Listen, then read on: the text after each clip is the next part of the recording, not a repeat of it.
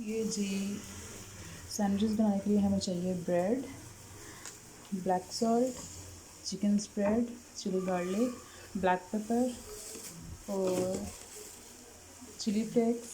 देखो मैं दिखाती हूँ आपको इसमें चिली फ्लेक्स और वाइट नमक और साथ में कुछ पीसेस चिकन।